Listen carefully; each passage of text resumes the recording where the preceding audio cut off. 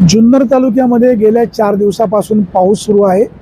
जुन्नर तालुक्याच्या पश्चिम पट्ट्या म्हणजे मीना खोऱ्याच्या पश्चिमेला आदिवासी भागात मोठ्या प्रमाणात पाऊस पडतोय, त्यामुळे मीना नदीला पाणी सोडण्यात आलेलं आहे। या मीना नदीच्या आजूबाजूला राहणाऱ्या लोकांनी काळजी घेण्याची गरज आहे। नदीला पाणी वाढतंय, जवळजवळ 85% भरलेलं आहे, त्यामुळे ओव्हरफ्लोचं पाणी खाली सोडण्यात आलेलं आहे। पाऊस पडतोय, आता घडीभर पाऊस उघडला होता, परंतु पाऊस वाढलेला आहे। मीना नदीला पाणी आलेलं आहे, ते पाणीचं अधिकचं वाढू शकतं। आपण पाठीमागं पाहतोय तो जो बारका वारुळे पूल होता, त्या ठिकाणी मागच्या वेळेला जे पूर आला सगळी झाडं अडकलेली होती।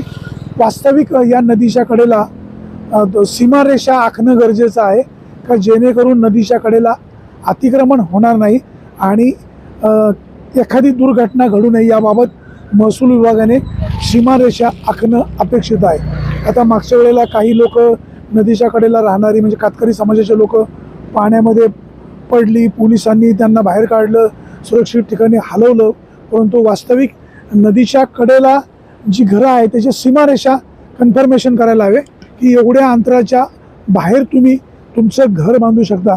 नारायणगाव परिसरामध्ये किंवा या मीना नदीच्या दोन्ही बाजूने रस्त्याच्या नदीच्या पात्राच्या कडेला बांधकामं आहे, त्याचा परिणाम जे धोका एखादा होऊ शकतो।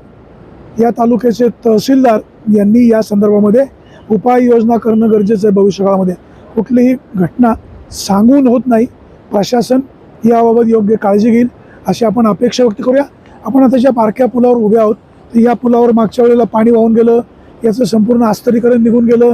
आता संबंधित विभागाने किंवा नारायणगाव ग्रामपंचायतीने कोणी केलं माहीत नाही, परंतु याच्या खाली सिमेंट कॉन्क्रीट केलेलं आहे, त्याच्यामुळे हा पूल काही अंशी मजबूत झालेला आहे। खूप वर्षापूर्वीचा हा पूल आहे, याचं खरं वास्तविक स्ट्रक्चरल ऑडिट व्हायला हवं यासाठी की या पुलावरनं दररोज शेकडो दुचाकी वाहनं, हजारो चारचाकी वाहनं जात असतात।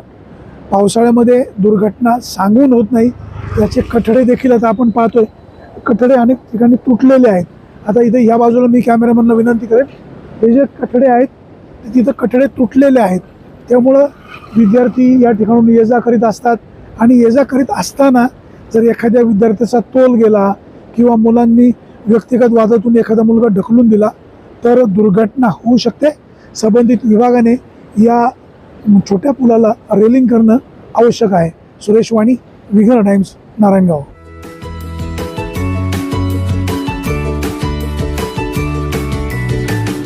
बातम्या शेतीच्या, बातम्या मातीच्या, बातम्या अन्यायाच्या, गुन्हेगारीच्या,